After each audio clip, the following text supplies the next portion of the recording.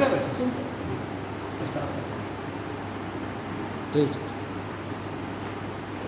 आज जो है ब्रिटिश एडमिनिस्ट्रेशन एंड पॉलिसी,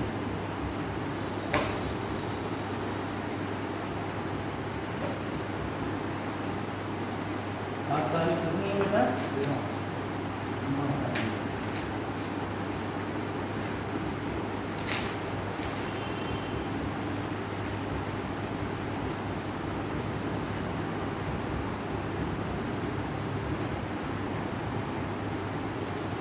आज जो है बहुत से प्रश्न सिविल सर्विसेज की परीक्षा में आते हैं। इससे संबंधित पत्र एवं पत्रिकाओं से, ठीक है ना। ब्रिटिश काल में इस प्रकार से विकास हुआ तो क्या किया गया इसी संदर्भ में, तो भारत में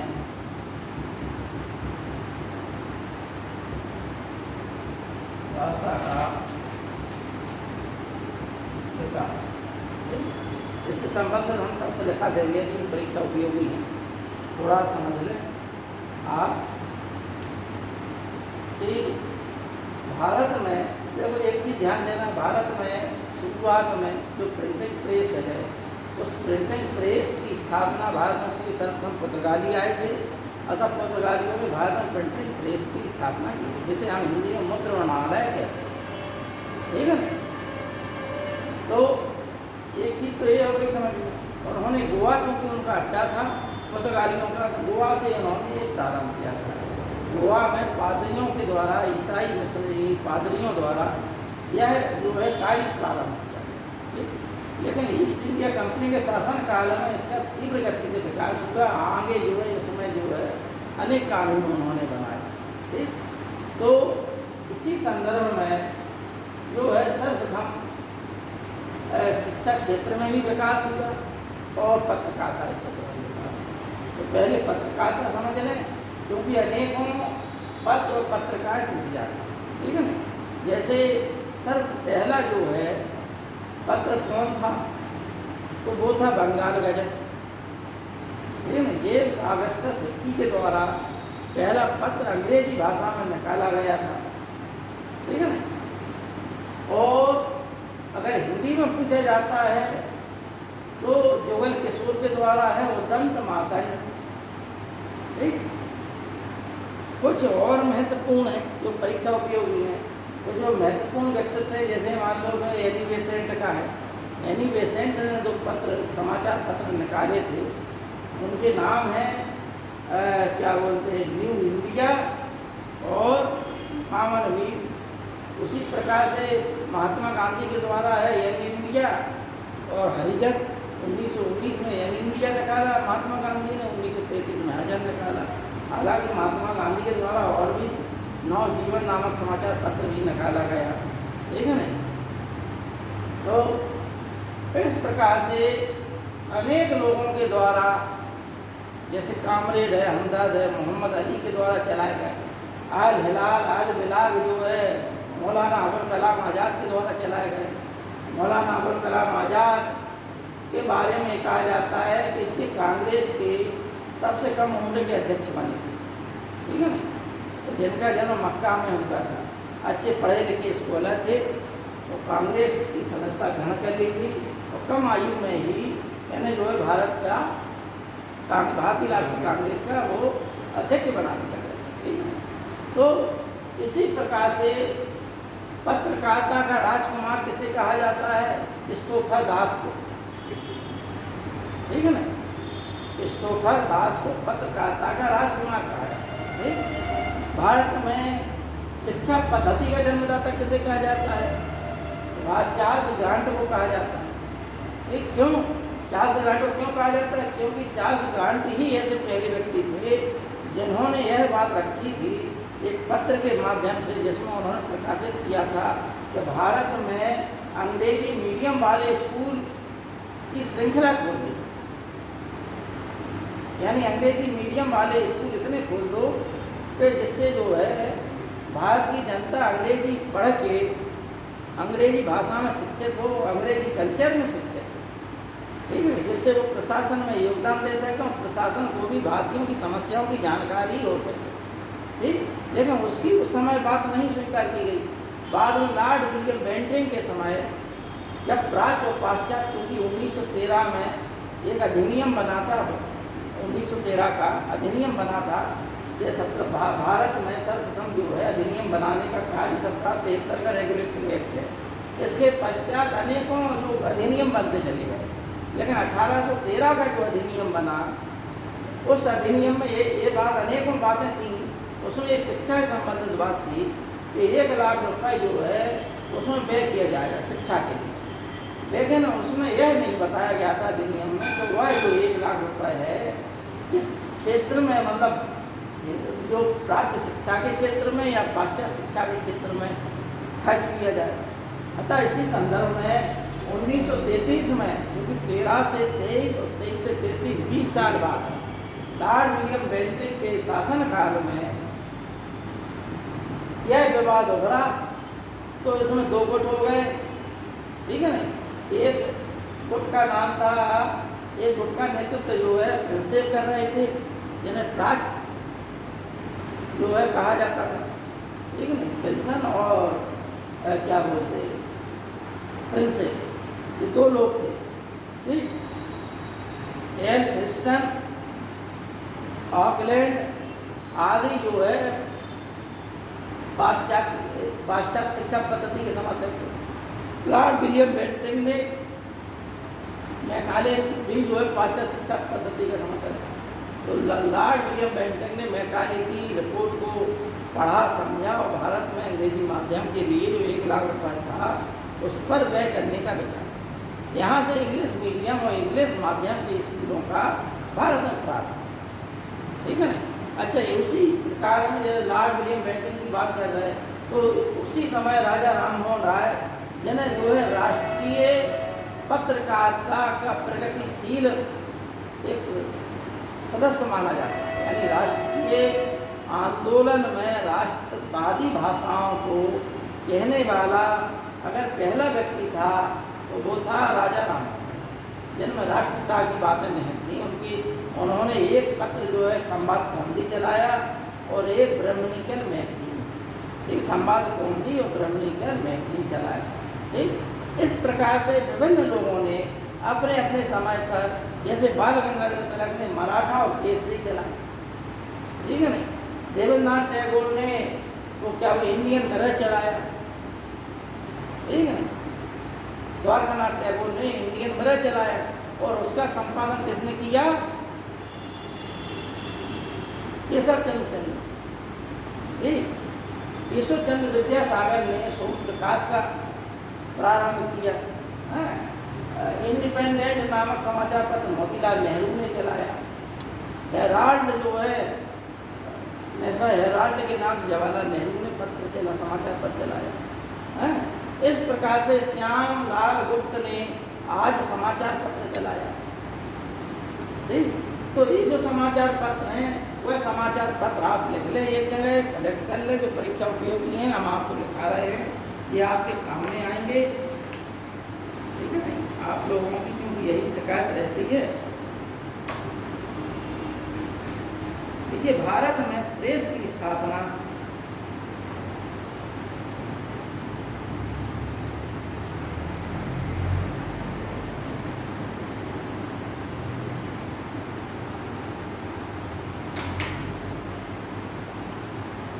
पुर्तगालियों ने की थी।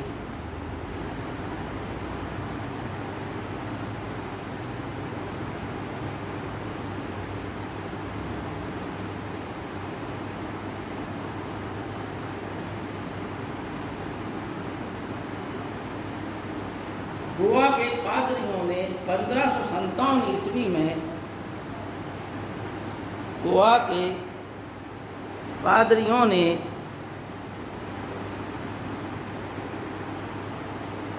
1557 ईस्वी में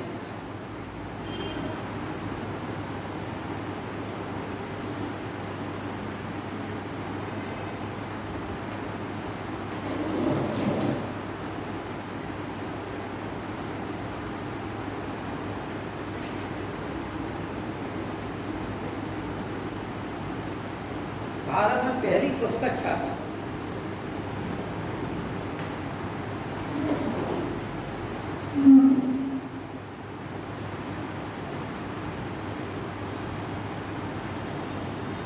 गोवा के पादरियों ने 1557 में गोवा में पहली पुस्तक छापी। अगला देखिए 1684 ईस्वी में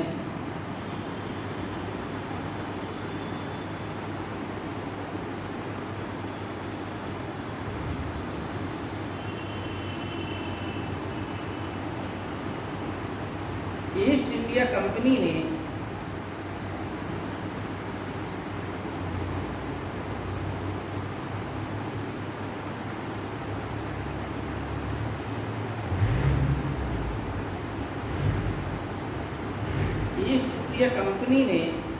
बम्बई में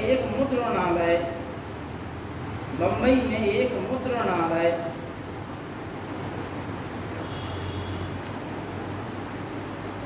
प्रिंटिंग प्रेस लगाया।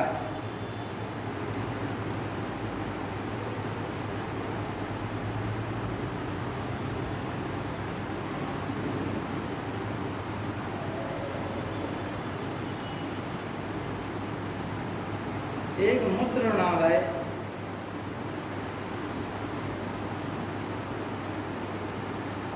लगाया। अगला देखिए आधुनिक भारतीय प्रेस का प्रारंभ।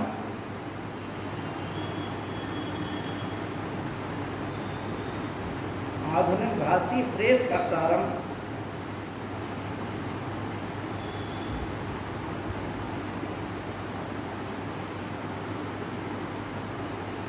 1766 ईस्वी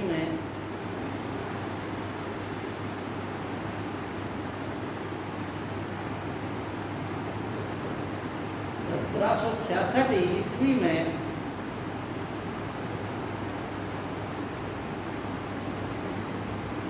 विलियम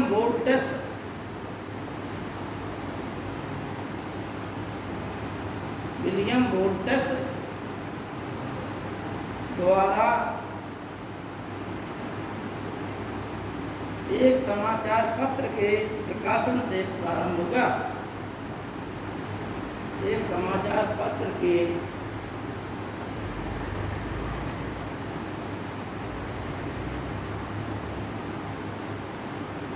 प्रकाशन से प्रारंभ होगा।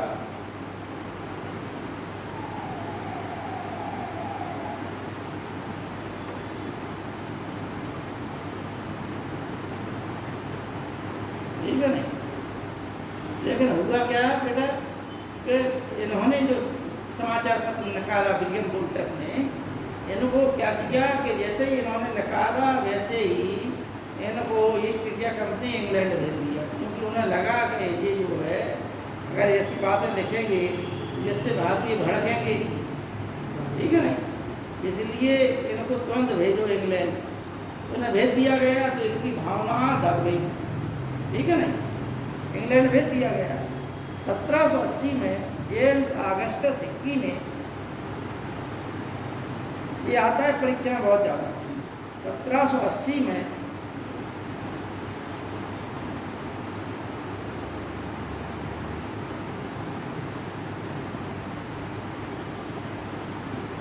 जेम्स ऑगस्टस हिक्की ने प्रथम समाचार पत्र प्रकाशित किया।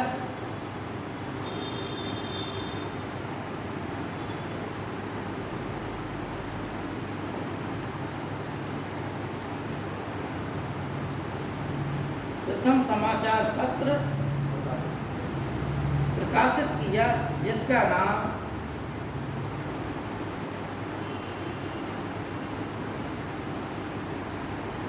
बंगाल गजट था। इसका नाम बंगाल गजट था।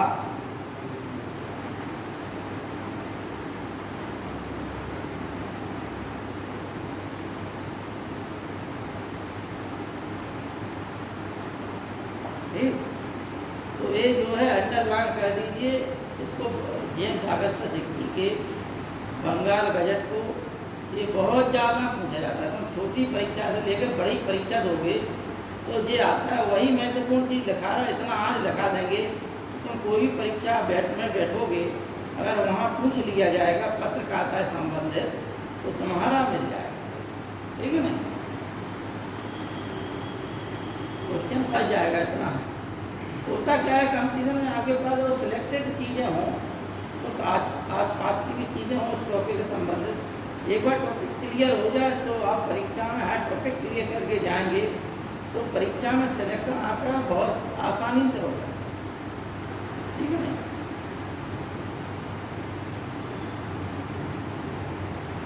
देखिए, दिग्दर्शन नामक बंगाली मासिक पत्रिका, दिग्दर्शन, इसको अंडरलाइन कर देना। दिग्दर्शन TCS की परीक्षा में कभी कभार पूछ लेते हैं इसको। दिग्दर्शन नामक बंगाली मासिक पत्रिका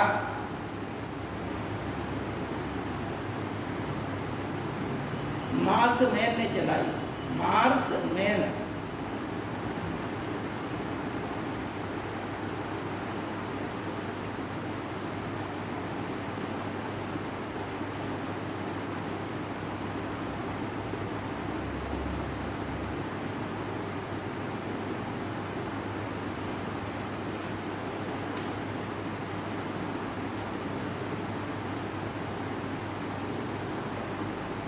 लिखिए आप राजा राम मोहन राय की पत्रिका है, राजा राम मोहन राय डाल लीजिए। इनके बारे में ये कहा जाता है राष्ट्रीय प्रेस की स्थापना करने का श्रेय जो है राजा राम मोहन राय को दिया जाता है। राष्ट्रीय प्रेस की स्थापना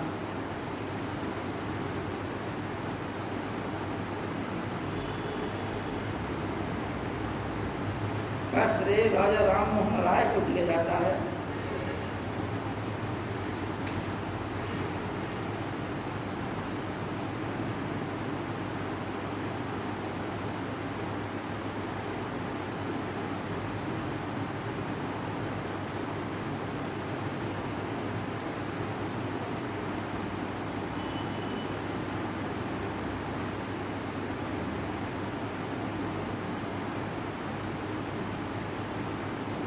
राजा राम मोहन राय ने संवाद कौमुदी बंगाली में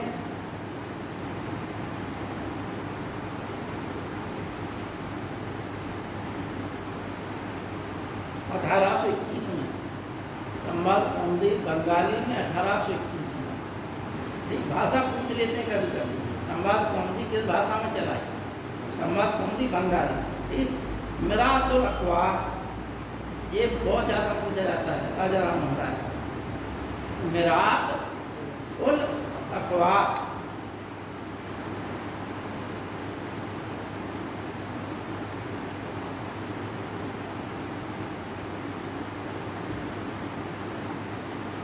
ये जो है 1822 में फारसी भाषा में राजा राम मोहन राय ने चलाया। 1822 में फारसी भाषा में।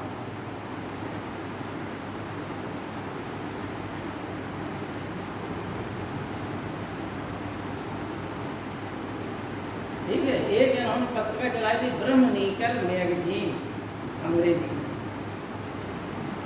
ब्रह्मनिकल मैगजीन, अंग्रेजी भाषा।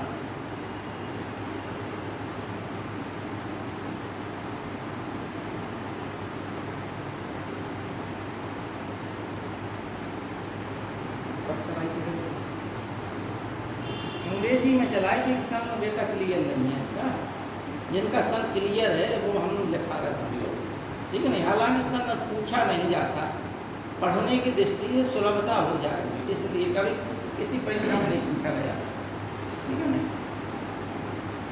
देखिए बम्बई समाचार, अगला राजा राम मोहन राय के अतिरिक्त लिखिए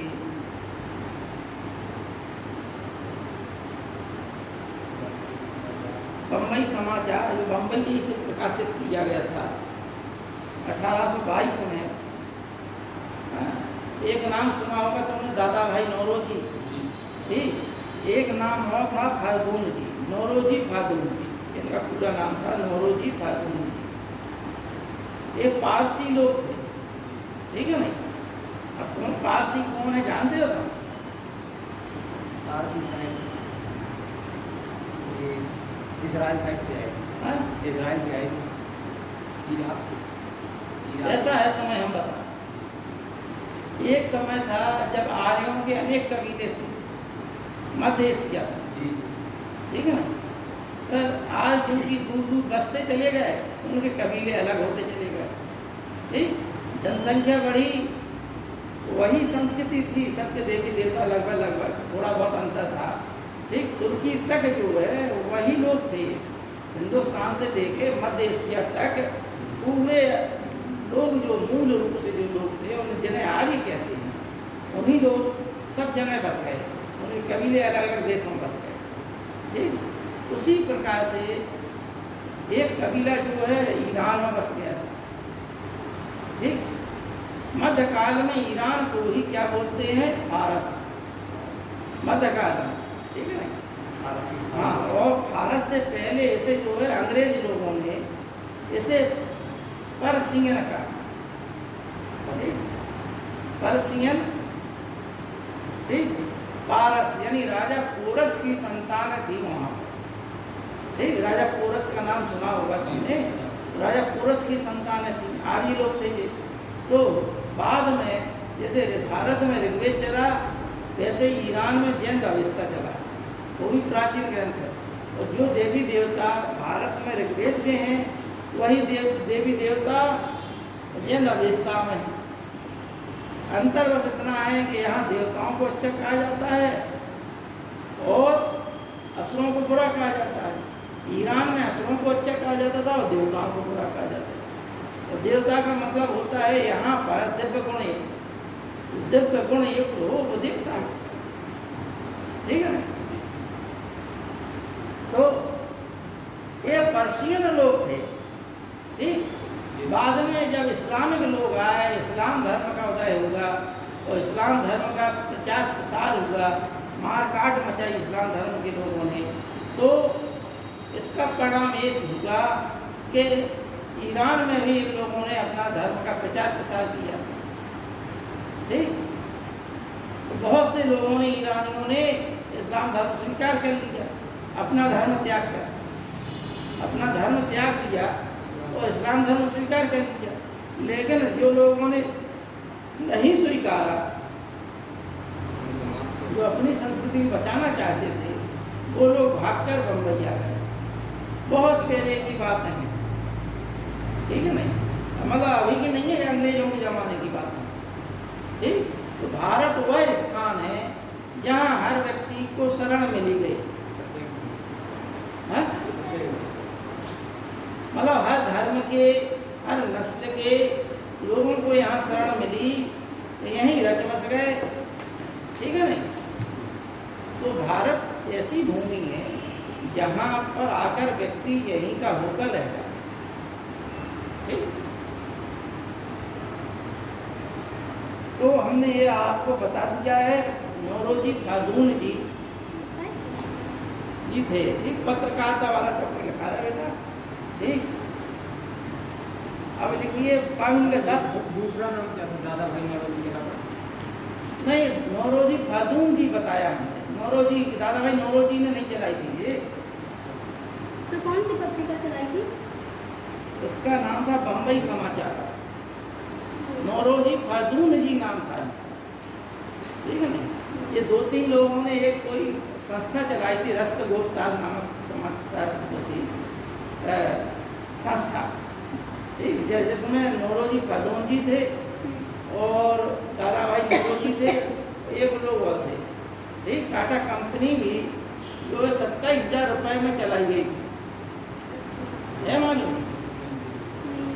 रतन टाटा के शायद वो दादा थे हमारे ख्याल से, 1932 में चली जिन्हें थी। जमशेद रतन टाटा के नाम से जाना जाता था, ठीक है ना। उन्हीं के नाम पर जमशेदपुर बसा, झारखंड में, वहाँ खाने थी तो उन्होंने वो किया।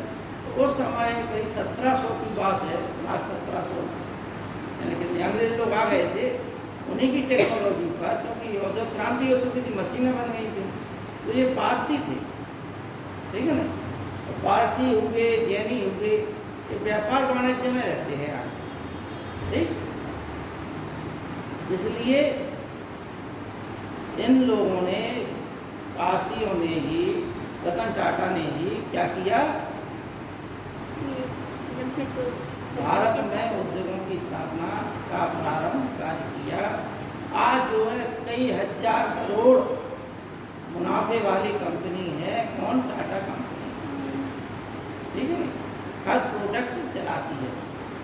टाटा ने तो खरीद लिया सर, एयर इंडिया को भी खरीद लिया। हाँ हाँ, ये बात है।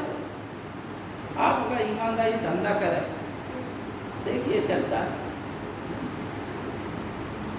दादा भाई नौरोजी भी तो सर ब्रिटिश ही थे। वो दादा भाई इंग्लैंड से तो नौरोजी भी पारसी ही थे, पारसी थे। ठीक है ना, और एक बहुत बड़े विद्वान थे। दादा भाई नौरोजी जो है ऐसे पहले व्यक्ति थे जिन्हें ब्रिटिश संसद के लिए चुना गया था। हाँ, दादा भाई नौरोजी ऐसे पहले व्यक्ति थे जिन्होंने भारत के आर्थिक दोहन के बारे में लिखा था। और निष्कासन का सिद्धांत दिया था। ठीक, दादा भाई नौरोजी ऐसे पहले व्यक्ति थे जिन्होंने ब्रिटिश संसद में जाकर, इंग्लैंड में जाकर इस आर्थिक दोहन के सिद्धांत को, कि ब्रिटेन कैसे भारत का दोहन कर रहा है, भारत के संसाधनों का, ये बातें बताई, ठीक है ना। दादा भाई नौरोजी को भारत का ग्लैडस्टन भी कहा जाता है। क्या? दादा भाई नौरोजी को the grand old man of India कहा जाता है, हाँ, ये तो यानी भारत का वयोवृद्ध नेता हाँ, है। ये सब जो है विशेषताएं थी। जब कांग्रेस में जो है 1906 में ही विभाजन होने वाला था, तब 1906 में दादा भाई नौरोजी को ही कांग्रेस का अध्यक्ष बना दिया गया था। इस वजह से कांग्रेस में 1906 में विभाजन होने से बच गया। ठीक, बाद में वही बातें जो 1906 में उभरी थी बातें, ठीक, वही बातें 1907 में उभरी थी। तो लेकिन दादा भाई नौरोजी जी का जो लोग, सभी लोग सम्मान करते थे, इस वजह से वहाँ तुम तड़ाका नहीं हुआ। लेकिन जब रास बिहारी घोष को बना दिया गया तो 7 के डिवीजन। तुम तड़ाका उठने लगा, जूता चप्पल कुर्सी उठी और कांग्रेस में कूद हो गई। ठीक है, ये बात है। दादा भाई नौरोजी तो नरमपंथी दल से थे ना, इसलिए वो ज़्यादा। दादा भाई नौरोजी, देखो ऐसा है कि उस समय नरमपंथी लोगों का प्रभाव था 1907 का, सही बात बताएं। लेकिन दादा भाई नौरोजी को हम पूर्णतः नरमपंथी नहीं कहते, वो 3 अलग अलग गुट थे जिनके नेता थे, इसलिए दादा भाई नौरोजी उस गुट में सम्मिलित नहीं। ठीक, समझ रहे हो बात? कौन थे? गोपाल कृष्ण गोखले, फिरोज शाह मेहता, ठीक, और 2-3 लोग थे कि जो है मुख्य रूप से उदारवादी थे। इनका एक कहना था, गोपाल कृष्ण गोखले तक का कहना था कि अंग्रेज लोग इतने सभ्य हैं कि यदि हम जो है अंग्रेजों से भीख मांगेंगे, अंग्रेजों से याचना करेंगे, अंग्रेजों से निवेदन करेंगे कि भाई हमारी ये समस्या है, तो अंग्रेज लोग इतने सभ्य हैं कि वो उन बातों पर, हमारे निवेदन, हमारी प्रार्थना पर विचार विमर्श करेंगे, और अगर उचित होगा तो वो उसका निराकरण भी करेंगे, अगर उचित होगा। इस प्रकार की सोच रखने वाले लोग प्रारंभ, ठीक है नहीं। तो देखो, एक तरीका होता है हम तो राष्ट्रीय स्वतंत्रता संग्राम में जितने भी प्रमुख जिन नेता हम कहते हैं, चाहे विवेकानंद जी हों, चाहे सुभाष चंद्र बोस हों, चाहे महात्मा गांधी हों, या जवाहरलाल नेहरू हों, इन सब के अगर हम पूर्वजों को देखें तो प्रारंभ में इन लोगों ने अपनी नीतियों को अंग्रेजों के सहायता से ही मजबूत बनाया। अंग्रेजों के सपोर्ट में रहे, अंग्रेजों के एकदम खिलाफ में नहीं रहे, कोई भी हो। प्रारंभ में इनके जो है पिताजी, दादा और है जो है अंग्रेजों के पक्षकार रहे, उनकी नौकरी चाकरी की इन लोगों ने, सब इनके पिताजी और उन्होंने।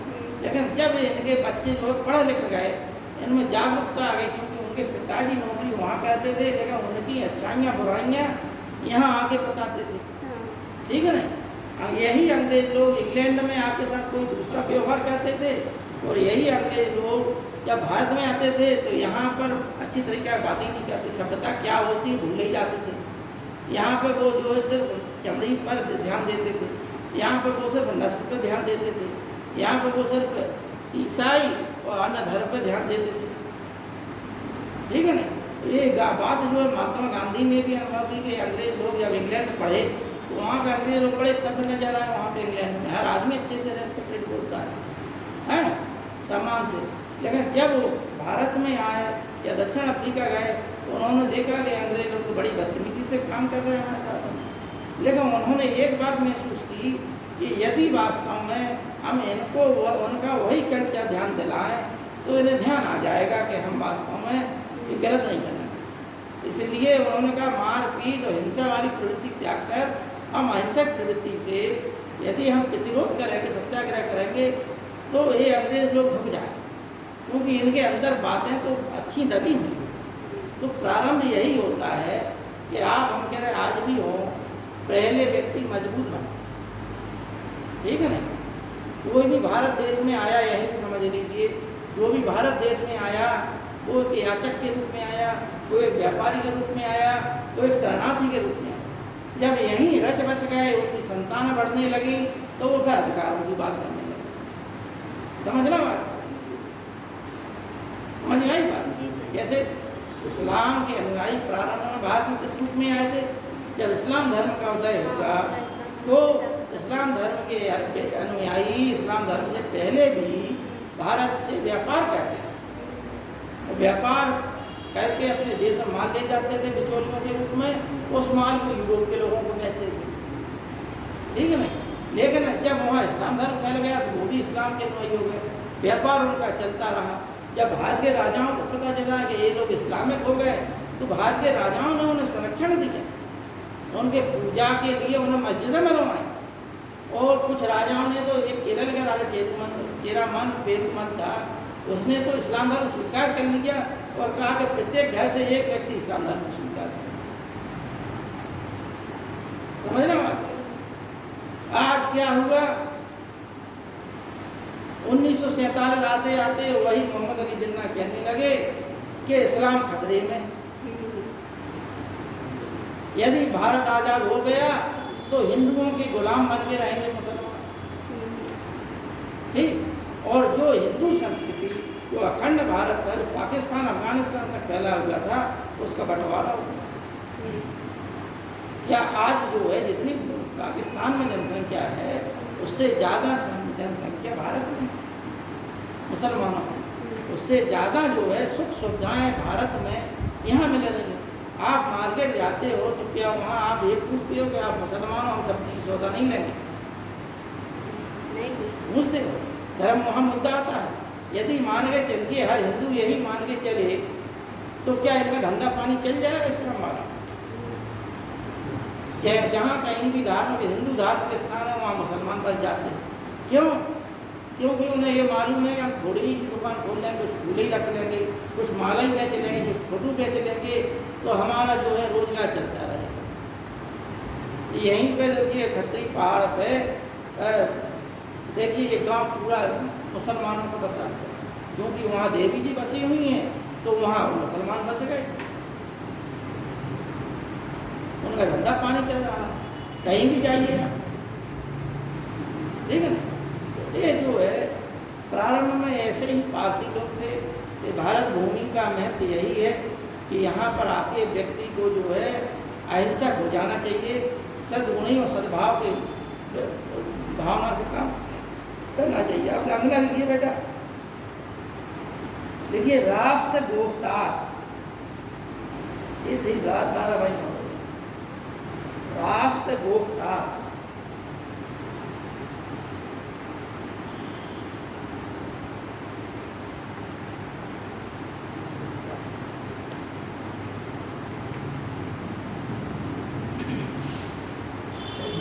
बम्बई समाचार क्या लगे? बम्बई समाचार बताया तो खातून जी थे, नौरोजी खातून जी, उन्होंने चलाई थी ये खातून जी।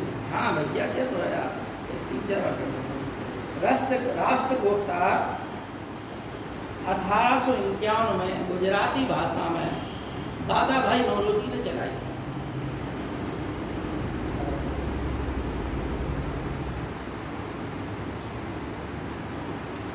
दादा भाई नौरोजी ने चलाई।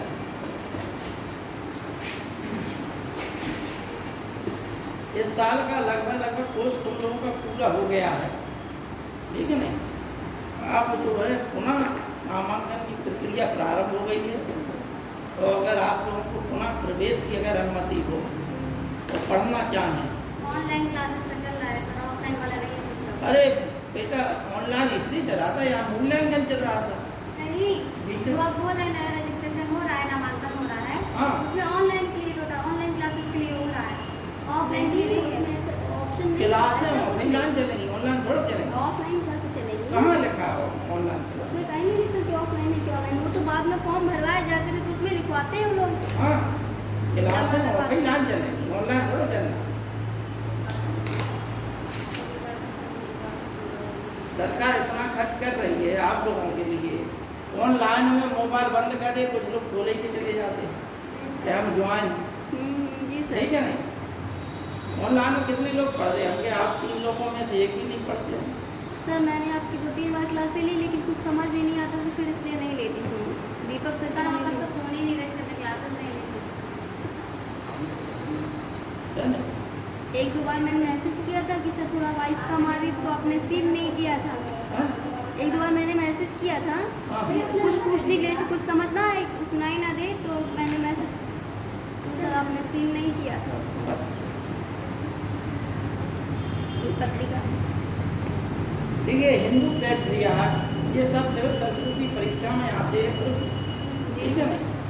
और कोई भी आप लोग परीक्षा दें तो उसमें जरूर आएंगे, इसलिए लिख लीजिए हिंदू पैट्रियार्क 1853 में अंग्रेजी में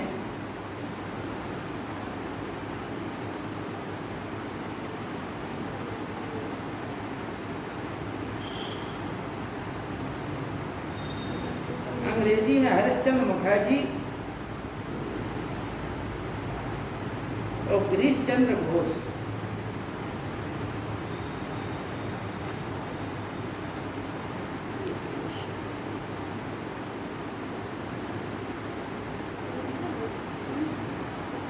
देखिए सोम प्रकाश, ईश्वर चंद्र विद्यासागर, ये सब बहुत पूछी जाती है। सोम प्रकाश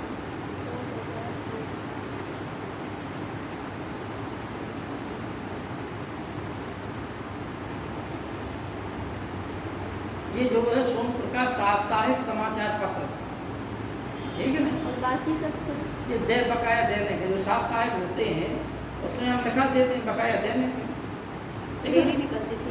मतलब डेली वाले हाँ, चलते डेली हैं। अच्छा इसमें होगा क्या, ईश्वर चंद्र विद्यासागर ने सोम प्रकाश में 1859 की बात है ये, उस समय नील आंदोलन चल रहा था, ठीक है नहीं। तो उसमें नील किसानों की समस्याओं के बारे में इन्होंने सरकार के खिलाफ लिखा, ईश्वर चंद्र विद्यासागर ने। तो लॉर्ड लिटन जब गवर्नर जनरल बनकर आया, लॉर्ड लिटन ने 1870 में जो है भारत में दरबार लगा, ठीक है नहीं। तुम लोगों को मालूम है भारत में 3 दरबार लगाए गए, दिल्ली जिन्हें हम दिल्ली दरबार कहते हैं, हमने उसमें ऑनलाइन पढ़ाया था, एक 2 बार आप लोग क्लास में नहीं बताया। एक तो 1877 में लगा दिल्ली दरबार, एक 1905 में लगा और एक 1911 में, ठीक है। 1905 में सब दिल्ली दरबार लगा था। 1905 में लॉर्ड काजन के समय लगा। सर 1932 में वो 1900 मतलब जब एडवर्ड सप्तम आए थे, तो मैं बता दूं, हाँ। जब एडवर्ड सप्तम आए थे 1905 भारत, तब उनके सम्मान में लॉर्ड काजन ने दिल्ली दरबार लगा। 1870 में लॉर्ड लिटन ने दिल्ली दरबार लगाया था, पहला दिल्ली दरबार था 1877 में। इसने उस समय महारानी विक्टोरिया को केसर हिंद की उपाधि दी, ठीक है ना। उसी समय 1876 में बहुत बड़े क्षेत्र में भारत में अकाल फैला हुआ था, जिसमें लाखों लोग मारे गए, ठीक है ना। और उस समय लॉर्ड लिटन जो है दिल्ली में दरबार लगा के लाखों रुपए उसने शान और शौकत में व्यय कर दिए थे। इसलिए उस समय के समाचार पत्रों ने ये लिखा था कि रोम जल रहा है और नीरो बंसी बजा रहा है, ठीक है ना। सर जब भी क्वेश्चन आता तो हमेशा यही आता है कि दिल्ली दरबार कब आयोजित किया गया था, तो 1911 वाला मोस्टली आंसर लगाते हैं सब लोग। सब लोग लगाते हैं, लेकिन वो दो ऑप्शन नहीं रहे। हम्म। 1877 वाला और 1911 वाला। 1911 में भी आता है। 1911 में क्या आता है? सबसे प्रसिद्ध 1911 का ही है। हाँ वही तो। कौन सा? लॉर्ड हार्डिंग के समय जब वो पंचम क्या था? जॉर्ज पंचम एवं उनकी पत्नी मेरी आए थे भारत, तो उस समय जो है भारत दरबार लगा था, जिसमें 2-3 घोषणा की गई। क्या क्या? बंगाल का विभाजन रद्द कर दिया गया था। दूसरी घोषणा, भारत की राजधानी कलकत्ता से दिल्ली स्थानांतरित कर दी गई थी। और जो है दिल्ली भारत की राजधानी कब बनी थी? 1912 में। ठीक, इतना अंतर समझ लिया गया, थोड़ा सा माइनर होता है। जैसे 1773 रेगुलेटरी एक्ट के तहत एक सुप्रीम कोर्ट की स्थापना की गई। लेकिन सुप्रीम कोर्ट की स्थापना कब की गई? ये प्रश्न आता है। एक साथ बात की गई थी, 1774 में की गई थी। 1774 तो ये थोड़े से माइनर है ना, पकड़ लिया गया। ये 1773 में रेगुलेटरी एक्ट के तहत एक सुप्रीम कोर्ट की स्थापना का विधान किया गया और 1774 में उसकी स्थापना की गई। पहले जो है मुख्य न्यायाधीश कौन थे? एलिजा एम्पे, और 3 अन्य न्यायाधीश थे, उनके नाम याद कर लिया। हाइट, लिमेस्टर और चैम्बर्स, ये 3 थे। सर प्रथम कौन थे? प्रथम वो सर सुप्रीम कोर्ट के प्रथम जज कौन थे जब पहले बनाए? Elijah Aamby. Elijah एम्बे Aamby.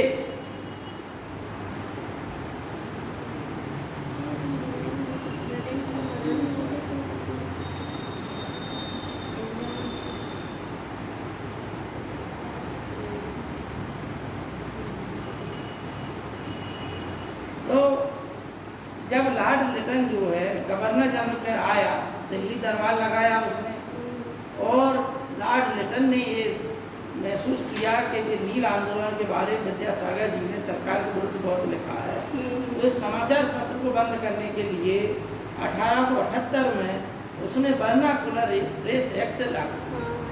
Vernacular press act में यह विधान था कि जो है अन्य भाषाओं के समाचार पत्र बंद कर दिए जाएं, और अगर वो जो है समाचार निकालते हैं तो पहले उन्हें जो है अपना जो भी छाप रहा है, पहले उन्हें अपनी भाषा और समाचार सरकार को दिखानी थी। ठीक, अंग्रेजी भाषा वालों को ये बात की छूट दे दी गई थी।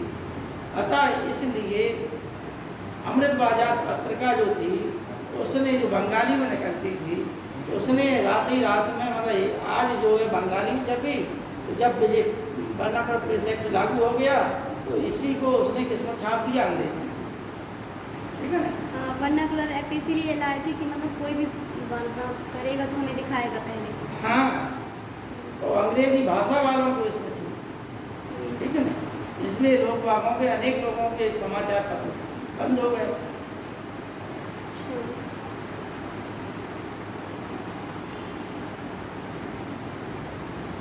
देखिए, बाद में विद्यासागर जी ने हिंदू पैट्रियाट को भी खरीद लिया।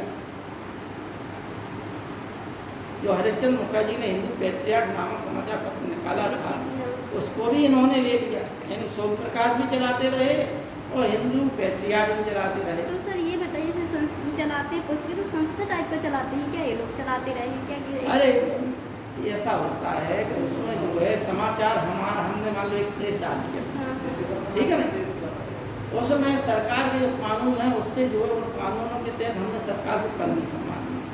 ठीक, हमने अपनी प्रेस डाल दी, हम अपना पेपर बिकवाने लगे, तो मालिक कौन होगा? हम। लेकिन उसका एक होता है संपादक, एक होते हैं, 2 होते हैं, 3 होते हैं, हैं? तो जितने हों, लेकिन एक संपादक जरूर होता है। तो वो जो संपादक होता है वही मेन होता है भाषा शैली लिखने वाला। मालिक को कुछ पता ही नहीं रहता। मालिक का मतलब है कि पैसे से मतलब है, मालिक धनोपार्जक। ठीक है ना? मालिक का उद्देश्य है कि हम जो है जनता तक सूचनाएं पहुंचाएं। कौन सी सूचना, कैसी सूचना, किस भाषा शैली में प्रस्तुत करना है, कौन महत्वपूर्ण भाषा, इस चीज का निर्णय कौन करता है? सम्राट। ठीक है ना? तो इसमें जो है जो हिंदू पैट्रियार्ट ले लिया, इसका संपादन का कार्य किसको दिया गया? कृष्णोदास पाल। कृष्णोदास पाल।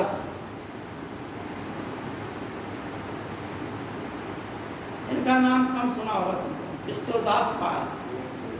ठीक है नहीं? कृष्णोदास पाल को ही भारतीय पत्रकारिता का राजकुमार कहा जाता है।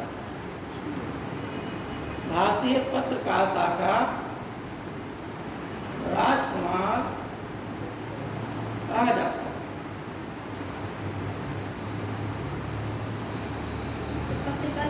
पत्रकारिता का जनक किसे कहते हैं?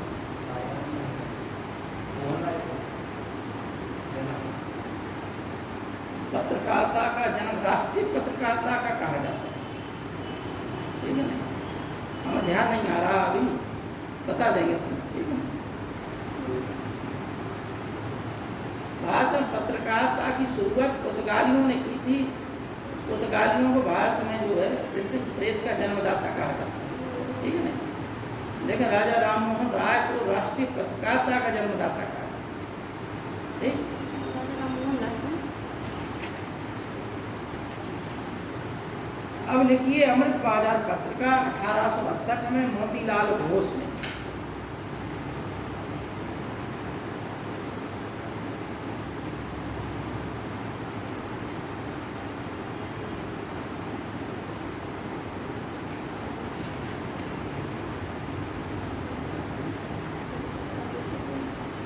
यह जो है बंगाली में थी, हम जैसा अभी पहले बता चुके, लेकिन बाद में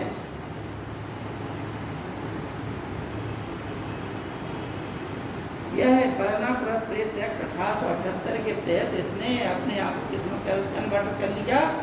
अंग्रेजी। अच्छा। ठीक है नहीं? पहले बंगाली थी, बर्नापुर प्रेस एक्ट 1878 में जब लागू हो गया तो इसने अपने आप को किसमें कन्वर्ट कर लिया? अंग्रेजी में।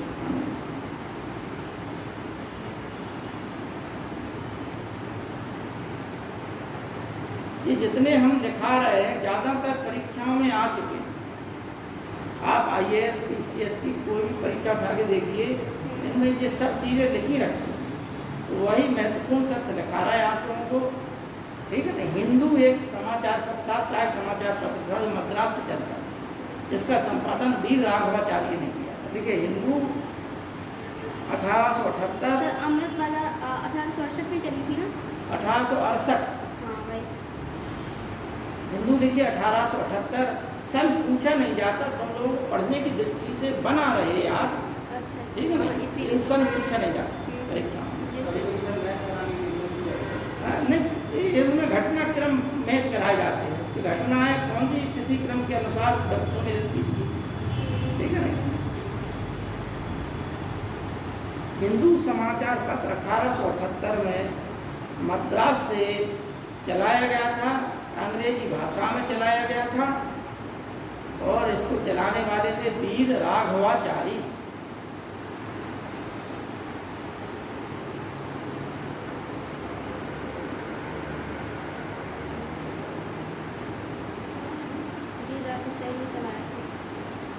ठीक?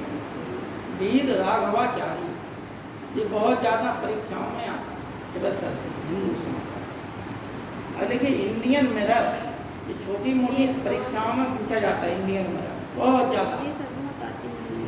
देखो हर क्वेश्चन का एक स्टैंडर्ड है। इंडियन मिरर छोटी परीक्षा से लेकर बड़ी परीक्षा तक, young India, new India, Commonwealth है, ये सब छोटी परीक्षा से लेकर बड़ी परीक्षाओं तक आते हैं। लेकिन हिंदू समाचार पत्र का आ जाए तो वो खाली सिविल सर्विस की परीक्षा। ठीक? अमृत बाजार पत्र का आ जाए तो वो सिविल के अंतर से और किसी में नहीं पूछेगा। ठीक है ना?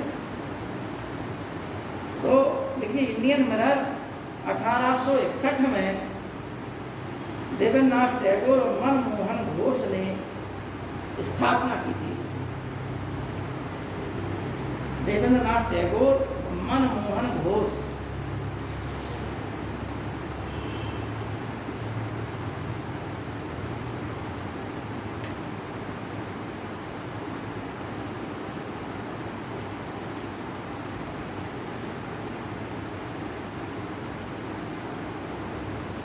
लेकिन इसका संपादन केशव चंद्र सेन और नरेंद्र नाथ सेन ने किया।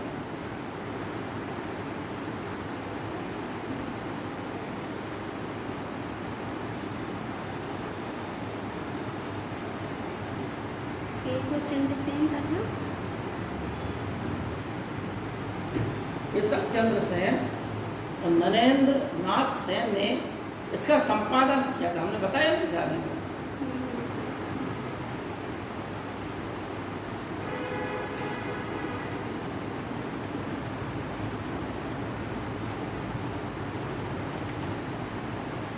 एक समाचार पत्र जो केशव चंद्र सेन ने चलाया अपने संपादकत्व में, उसका नाम था सुलभ समाचार पत्र। उसका नाम भी लिख लीजिए, सुलभ समाचार पत्र केशव चंद्र सेन। लेकिन परीक्षा में सबसे ज़्यादा पूछा जाने वाला समाचार पत्र यदि है तो वो इंडियन मिरर है, जो केशव चंद्र सेन ने चलाया। और ब्रह्म समाज को अखिल भारतीय समाज के रूप में स्थापित करने का श्रेय भी किसे प्राप्त है? केशव चंद्र सेन। सर ये केशव चंद्र सेन ने थोड़ी ना चला था, इसका तो संपादन किया था देवेंद्रनाथ टैगोर और मनमोहन घोष ने वो चलाया। मालिक थे, उन्होंने स्थापना की थी। हाँ। संपादक थे कौन? कायदे थे इंडियन मिरर। हाँ। ठीक है ना? तो यही ये ना तो देवेंद्रनाथ टैगोर ऑप्शन में आएंगे, अच्छा। ना मोतीलाल घोष आएंगे। ठीक, इंडियन मिरर से संबंध किसका है? केशव चंद्र सेन का। ठीक, पूरी भाषा शैली स्पष्ट है, स्थापना से ये संबंधित है। पत्रिका का जो संबंध होता है वो संपादन से होता है। हाँ। है ना? संपादन से करेगा। संपादक मुख्य होता है, वही विद्वान होता है। सही बात तो ये हाँ, हाँ, है नहीं, विद्वान वही होता है। वो उसको ऑर्गेनाइज कर रहे हैं पत्रिका को, लेकिन मेरे पास तो जो विद्वान है अगर उसके पास पैसा है तो वो अपना समाचार पत्र खुद भी चला सकता चला है। सकता है। जैसे केशव चंद्र सेन इसके भी थे और सुलभ समाचार पत्र भी निकाल लिया। जी सर। ठीक, वो उसके मालिक भी थे, वो उसके संपादक भी थे।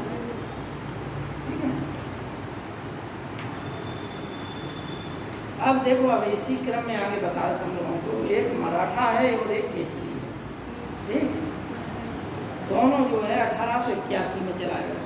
मराठा अंग्रेजी में चलाया गया और केसरी मराठी में चलाया गया। ठीक है नहीं, ध्यान देना, उल्टा है। मराठा अंग्रेजी में चलाया था, केसरी ये मराठी में चलाया था। एक चीज कॉमन है क्या? केसरी का संपादन जो है किसने किया? केलकर ने। और मराठा का संपादन आगरकर ने। तो केसरी और केलकर कहाँ से कहाँ मिला दो। ठीक है, अब मराठा अकेला बचा तो आगरकर हो गए। भाई कहाँ से कहाँ मिल गया तो एक ही बचा है मराठा, तो मराठा का आगरकर हो गए। इनके जो है मालिक थे बाल गंगाधर तिलक। बाद में बाल गंगाधर तिलक ने इनका संपादन का भी काम किया, क्योंकि बाल गंगाधर तिलक भारतीय राष्ट्रीय आंदोलन के एक ऐसे नेता थे जो वास्तव में पहले जननायक थे। महात्मा गांधी के राष्ट्रीय आंदोलन में आने से पहले यदि वास्तव में कोई जो है जन नेता था तो वो कौन थे? बाल गंगाधर, जिन्होंने गरीबों मजदूरों की संवेदनाओं को समझा और उनके खिलाफ अपने पत्रों में लिखा। इनकी जब गिरफ्तारी हो गई 1908 में बाल गंगाधर तिलक की, तो बम्बई की कपड़ा मिल मजदूरों ने इनके जो है गिरफ्तारी के खिलाफ में हड़ताल भी की थी। 6 साल की इन्हें सजा दी गई थी पत्रकारिता का। ये कई बार जो है 1897 में जब जो है चापेकर बंधुओं ने रैंड एवं आयस्ट की हत्या की थी, तो उस समय इन्होंने कहा था अपने पत्र केसरी में ये ज़्यादा छापते थे, केसरी में इस प्रकार की बातें लिखी थी। तब इन्होंने लिखा था कि जिस प्रकार से शिवाजी ने अफजल खां की हत्या की थी, उसी प्रकार से चापेकर बंधुओं ने भी, और गीता के प्रवचन लिखते थे। ठीक है नहीं, जब 6 साल की सजा हुई तो इन्होंने फिर मांडले जेल में जाकर वहाँ गीता रहस्य लिखा। ठीक है नहीं, इसलिए इनको जो है लोकमान्य बाल गंगाधर तिलक कहा। लोकमान्य क्यों कहा जाता है? क्योंकि लोकमान्य इन्हें मजदूरों ने और आम जनता ने इन्हें उपाधि दी, ठीक है ना। इन्होंने ही कांग्रेस पर आरोप लगाया था, एक गर्म दल के नेता कांग्रेस के। कांग्रेस को इन्होंने एक क्या है, भिक्षावृत्ति करने वाली संस्था बताया है, जो भिक्षा मांगती है अंग्रेजों से कि हमें ये दे दो, हमें वो दे दो अंग्रेजों से, ठीक है ना। तो बाल गंगाधर तिलक ने अपने जो है मराठा केसरी नामक दो समाचार पत्र निकाले थे, और बाल गंगाधर तिलक ही ऐसे भारतीय राष्ट्रीय आंदोलन के प्रसिद्ध नेता थे जिनको कभी भी कांग्रेस का अध्यक्ष नहीं बना, ठीक है ना। 1920 में ये डिसाइड हो गया था। एक बार जब 1906 में हुआ निर्णय कि भाई इन्हें बना दिया जाए, उस समय चूँकि विवाद हुआ तो ये हुआ कि चलो भाई विवाद खत्म कहते हुए सर्वसम्मति से दादा भाई नौरोजी को बना दिया, ठीक। 1907 में पुनः बारी आई तो तिलक ने जो है लाला लाजपत राय का नाम आगे कह दिया, ठीक। तो और नरम दलियों ने रासबिहारी घोष का कह दिया, तो रासबिहारी घोष बन गए थे और लाला लाजपत राय नहीं बन पाए। इसी मुद्दे पर लड़ाई हुई, अनेक और मुद्दे भी थे जिनकी ये लोग मांग कर रहे थे। अतः बाल गंगाधर तिलक को जब 1920 में ये लगा कि बाल गंगाधर तिलक को अब जो है कांग्रेस का अध्यक्ष बना दिया जाए, तो 1 अगस्त को ही उनकी मृत्यु। इसलिए 1 अगस्त 1920 को तिलक स्वराज फंड के रूप में कांग्रेस ने एक फंड की स्थापना की, ठीक है ना। और उनके नाम पर प्रत्येक लोगों ने 1-1 रुपये दिया था, तो 1 करोड़ के आसपास रुपये इकट्ठा हो गया, ठीक नहीं। ये 1 करोड़ रुपए से ही कांग्रेस के अनेक रचनात्मक कार्यक्रम चलाए। तो सर जैसे मराठा और केसरी पत्रिकाएं तो बाल गंगाधर तिलक की थी, तो फिर केलकर और इनका सीधा सा संबंध है बाल गंगाधर तिलक से। वही तो अगर जो है संपादन की बात आ जाए तो मराठा का संपादन जो है आगर करने की जाए, केसरी का संपादन केलकर ने किया था, ठीक है ना। तो सीधा ऑप्शन के अकॉर्डिंग लगाएंगे, सब ऑप्शन परीक्षा बना में दिए जो पेपर बनाए जाते हैं वो पढ़ा लिखा व्यक्ति ही बना, उसे मालूम रहता है कि हम जो क्वेश्चन बना रहे हैं उस क्वेश्चन की कहानी क्या है। इसलिए वो ऐसा नहीं रखेगा कि केसरी के संपादक के रूप में केलकर का भी नाम रख दे और बाल गंगाधर तिलक का भी नाम रख दे। अगर रखता है तो उसमें ये भी रख देगा वो एक ऑप्शन में कि ऑपरेट दो, हाँ जी सर, ठीक है ना। जी सर। ज़्यादातर परीक्षा का स्टैंडर्ड भी बता देता है कि परीक्षा का स्वरूप क्या है। कभी कभी हम तो खूब परीक्षाएं दी, सही बात बताएं, और ये अनुभव किया कि सिविल सर्विसेज जैसी परीक्षाओं में भी 8-8, 10-10, 15-15 क्वेश्चन गलत दे दें आंसर। बाद में विवाद होता है, उन्हीं एक को क्वेश्चनों से लोग का इधर के उधर, उधर के उधर जो बाउंड्री पर रहते हैं वो हो जाए। एक स्वास्थ्य एवं शिक्षा अधिकारी की पोस्ट थी, उसमें हमको जो है सिर्फ 1 नंबर से बाहर कर दिया इंटरव्यू को आंसर, ठीक। जबकि 5 के आंसर जो है किताबों के से हमारे एकदम सही थे, किताबों से, लेकिन उन्होंने आयोग ने उनको दूसरा आंसर माना। हमने जो है वो सूचना के अधिकार के तहत भी दिया, ये भी दिया कि इस किताब में और अन्य किताबों के इस पेज पे जो उत्तर लिखा है, आयोग जमा भी किया हमने सब, जो विधि विधान होता 10 रुपये का लगा के चार्ज। 10 दिन बाद उनका चूँकि 10-15 दिन की अवधि होती है, उन्होंने उसका जवाब हमारे घर पर भेज दिया लेटर कि ये जो प्रकरण है इस परीक्षा का वो हाई कोर्ट के अधीन है, इसलिए आपके संदर्भ में अभी विचार नहीं किया जाता। तो हाई कोर्ट का आदेश आया तो उन्होंने रिजल्ट ही ओपन कर दिया, हम क्या कहते हैं, ठीक है ना। इंटरव्यू उसमें हो रहे थे, उस समय रिजल्ट आया तब इंटरव्यू नहीं हो रहे थे, ठीक है ना। लेकिन सिलेक्ट वो हो चुकी थी प्रक्रिया, लोग बागों ने हाई कोर्ट में रोक भी लगवाई, ठीक। तो उधर इंटरव्यू भी हुए, इंटरव्यू प्रक्रिया चलती रही, हाई कोर्ट में रोक लग गई, हाई कोर्ट ने रोक ये नहीं लगाई इंटरव्यू पर, ठीक।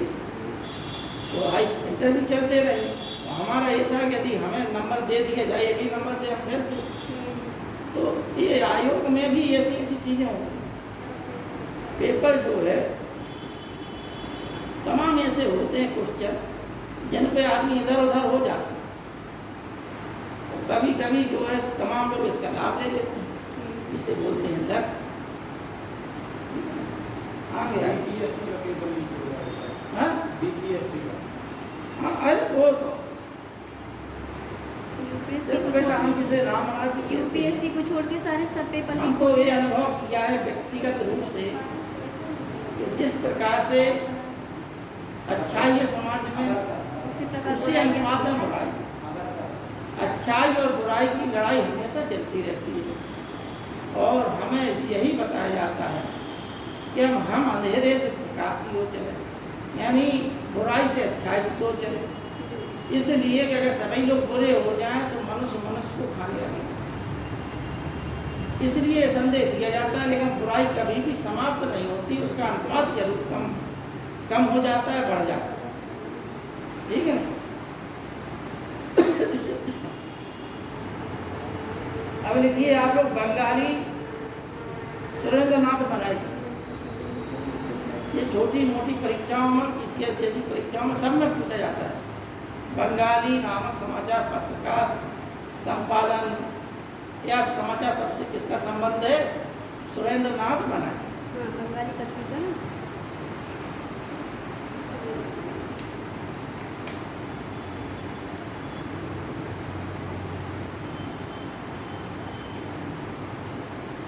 और सुरेंद्र नाथ बनार्जी के बारे में आप लोग क्या जानते हैं?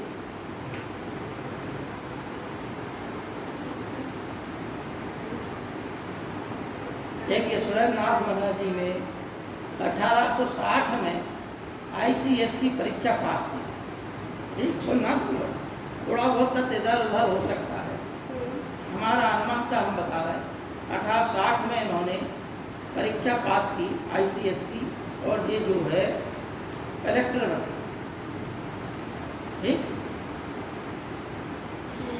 लेकिन 6-7 साल की नौकरी के पश्चात कोई इन पे आरोप लगा। इन्होंने एक फाइल को बिना देखे उनके दस्तखत कर दिए। इस कारण इन्हें 1867 में जब ये असम के कलेक्टर थे तब इनको हटा दिया गया इनके पद से। ठीक है नहीं? तो फिर यह जो है भारतीय राजनीति में 1905 में जो बंगाल विभाजन हुआ, उस बंगाल विभाजन का जो है विरोध करने वाला प्रमुख नेता ये सुरेंद्र नाथ बनार्जी। इंडियन राष्ट्रीय कांग्रेस यानी जिसको जो कांग्रेस भारतीय जो है राष्ट्रीय कांग्रेस नाम था, जिसका यह नाम जो है दादा भाई नौरोजी ने सुझाया था। ठीक, लेकिन इससे पहले इंडियन एसोसिएशन नामक एक संस्था की स्थापना सुरेंद्र नाथ बनार्जी ने की थी और इस संस्था का भी उद्देश्य जो है एक अखिल भारतीय संस्था के रूप में होना था। लेकिन जब एओ ह्यूम जो है 1885 में तो स्थापना हो गई, सुरेंद्र नाथ बनार्जी को इस बारे में बताया नहीं गया। ठीक है नहीं? उद्देश्य इसका यही था एओ ह्यूम का कि भारतीयों की समस्याओं की जानकारी अंग्रेजों को मिलती रहे और अंग्रेज लोग उनका निराकरण करते रहे। 1857 जैसी कोई क्रांति ना हो भारत में जिससे कि अंग्रेज लोग वाकिफ ना हो, जनता एकाएक विरोध करने लगे। अतः एक संस्था की स्थापना एओ ह्यूम ने कर दी। ठीक है नहीं? भारत की चारों दिशाओं से जो खबरें आए उन खबरों को एक मंच पर साझा किया जाए और वो बातें जो है अंग्रेजों के समक्ष रखी। सुरेंद्र नाथ बनार्जी जब जो है कलकत्ता में दूसरा अधिवेशन हुआ 1886 में। 86 में। ठीक है नहीं? पहला बम्बई, दूसरा तो उसमें जो है सुरेंद्र नाथ बनार्जी से संपर्क किया एओ ह्यूम ने। तो एओ ह्यूम के संपर्क करने के पश्चात सुरेंद्र नाथ बनार्जी ने कहा कि भाई हमारा जो उद्देश्य है वही उद्देश्य आपका है, अतः हम अपनी संस्था का विलय आपकी संस्था में करें। इस प्रकार से द्वितीय कांग्रेस के अधिवेशन में सुरेंद्र नाथ बनार्जी ने भाग लिया। ठीक, सुरेंद्र नाथ बनार्जी कांग्रेस के 2 बार अध्यक्ष रहे। कब रहे ये ध्यान नहीं है, हमें सब याद नहीं है अभी समय। ठीक है नहीं? और सुरेंद्र नाथ बनार्जी ने बंगाल जो विभाजन हुआ उस बंगाल विभाजन का पुरजोर विरोध किया था, ठीक है नहीं। तो सुरेंद्रनाथ बनर्जी एक राष्ट्रीय आंदोलन के एक प्रबुद्ध, जागरूक और हितैषी जो है नेता थे। अंत में यह जो है, क्योंकि उदारवादी सोच के हो गए थे और कुछ समय पश्चात कांग्रेस से अलग होकर मतलब वो अंग्रेज परस्त नीतियों का समर्थन करने बात, ठीक है, सुरेंद्रनाथ बनर्जी, ये इनकी कहानी थी। यानी उदय इनका अच्छा होगा, हाँ, अच्छा पिकअप पकड़ा इन्होंने, लेकिन बाद में ये जो अंग्रेज विरोधी नीतियों के कारण एक प्रसिद्ध हुए थे, बाद में उन्हीं अंग्रेज परस्ती नीतियों का साथ दे, ये इनकी कहानी। अब लिखिए आप लोग, इंदु प्रकाश 1862 में रानाडे,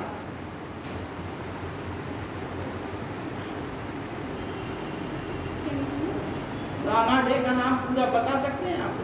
कौन सी पत्रिका? रानाडे का? हाँ।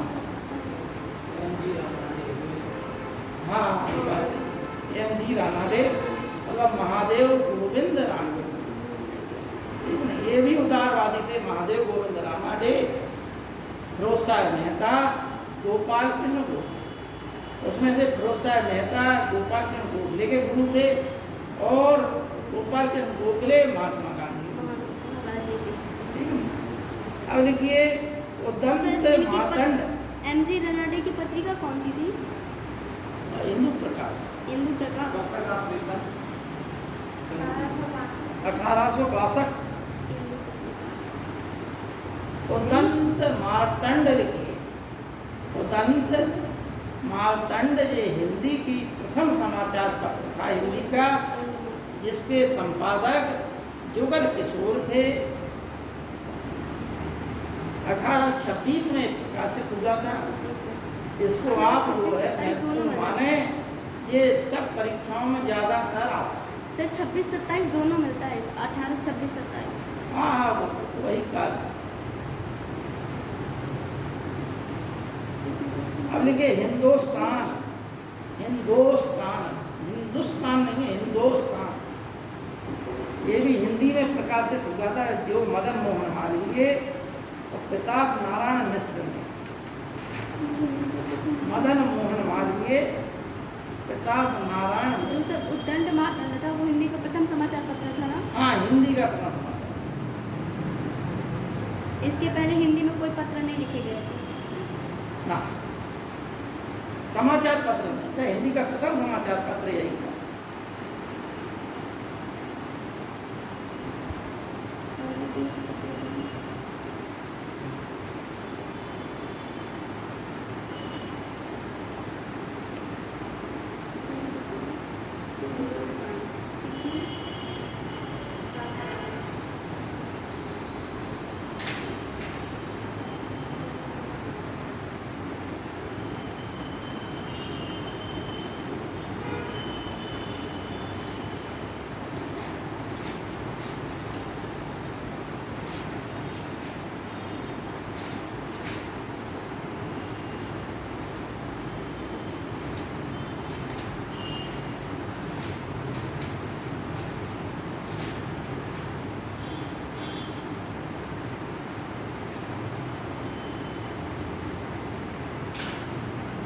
देखिए,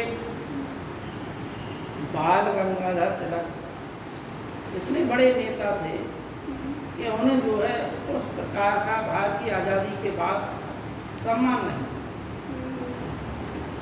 क्योंकि गणेश उत्सव, शिवाजी उत्सव, ये सारे होने बाल गंगाधर तिलक ने स्वराज मेरा जन्म सिद्ध अधिकार है, मैं इसे लेकर रहूँगा, उमरी आंदोलन के दौरान इन्होंने कहा था।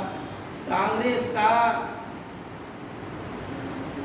जो मुस्लिम लीग से, मुस्लिम लीग और कांग्रेस का अलग अलग अधिवेशन होता था, इन दोनों में दोस्ती कराने का श्रेय किसको है? एनिवेशन और तिलक, ठीक है नहीं। 16 से लेके यह दोस्ती 1922 तक चलती रही, ठीक है नहीं। कब हुई? असहयोग आंदोलन के समय से ये रास्ते अलग अलग, लेकिन आज हम जब देखते हैं तो बाल गंगाधर तिलक को उस प्रकार का कद जो है नहीं मिला इस प्रकार का मिलना चाहिए था। संस्कृत के महान विद्वान, भारत के पहले जनप्रिय नेता, ठीक है नहीं। आज है का आज के समय में अगर कोई नेता जो है उस विचारधारा से संबंधित है तो उस पार्टी का वो महान नेता हो गया, ठीक। जैसे भारत में कांग्रेस ने शासन किया तो कांग्रेस की विचारधारा से संबंधित जो नेता थे, ठीक है नहीं, और विशेषकर कौन कौन, गांधी जी और नेहरू परिवार, ठीक है नहीं। इंदिरा जी ने अपने जीवित काल में, नेहरू जी ने अपने जीवित काल में, यानी इन सब लोगों ने अपने जीवन काल में ही भारत रत्न प्राप्त कर ली।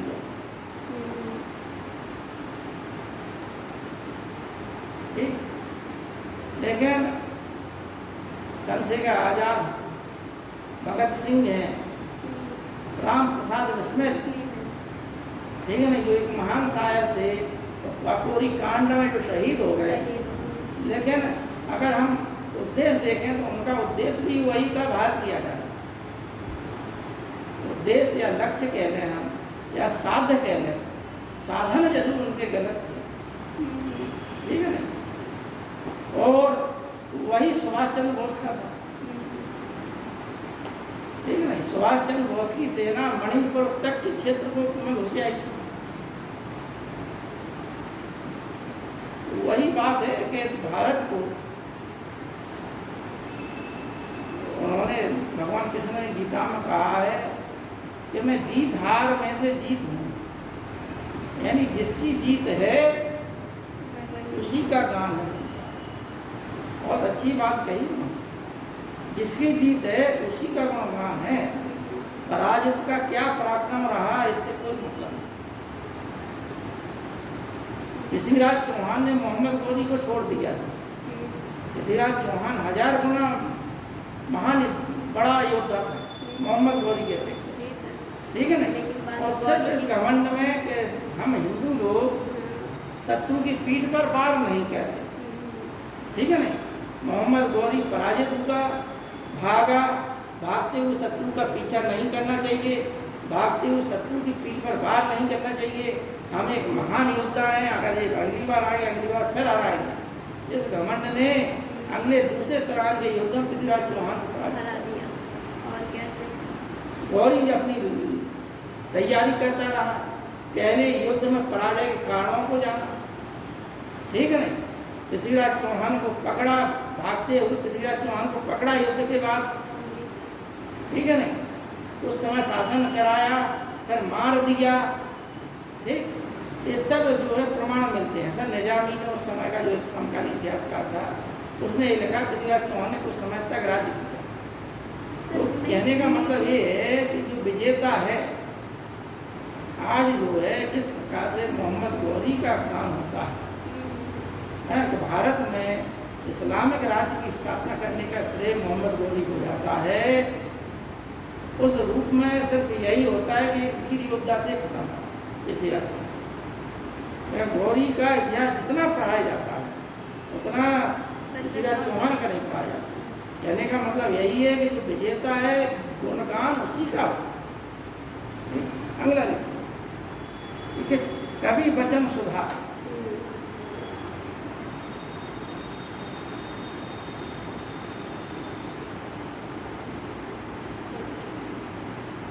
अठारह सौ 67 में भारतेंदु हरिश्चंद्र,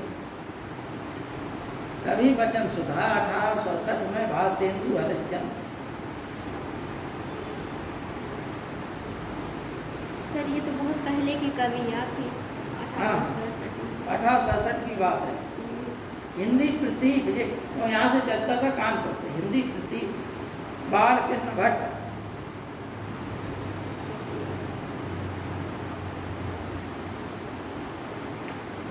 हिंदुस्तान स्टैंडर्ड सच्चिदानंद सिन्हा।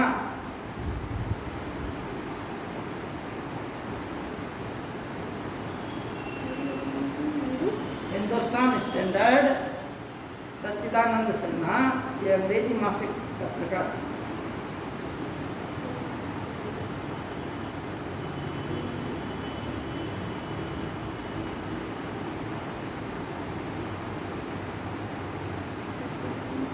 बॉम्बे क्रॉनिकल, रोसा मेहता और बीजी हार्निमन। बॉम्बे क्रॉनिकल, रोसा मेहता और बीजी हार्निमन।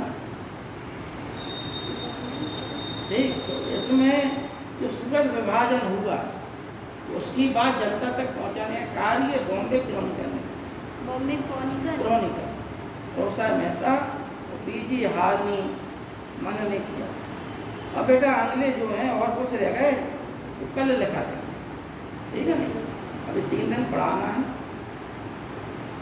सर ये बॉम्बे क्रॉनिकल में बंगाल विभाजन के बारे में बताया गया है। बंगाल विभाजन नहीं, सूरत अच्छा सूरत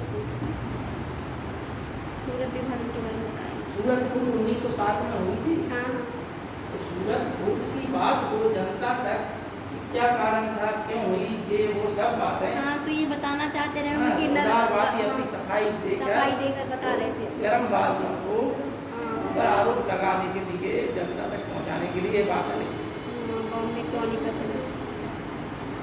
सर एक और पत्रिका बनाई थी बॉम्बे क्रॉनिकल के बाद आपने? कौन सी? अरे रोज समय का साथ कोई और था ना? नहीं, दूसरी पत्रिका थी। चलिए कल हम लगा देंगे जो भी होगा। नहीं, इसके बाद बॉम्बे क्रॉनिकल के बाद हार्निमन के संपादकत्व में चलाई गई थी, ठीक है। इसके बाद फिर एनीवे सेंट आ जाती हैं, young India, sorry India Commonwealth, ठीक है ना? और बेटा इतने ही रहने दें। सर यंग इंडिया किसकी है? महात्मा गांधी। तो महात्मा गांधी बूढ़े थे इसलिए उन्होंने यंग इंडिया चलाई। जी सर। हैं, बोर्ड बना लेना तुम लोग, हाँ याद रहेगा सर। ठीक है ना?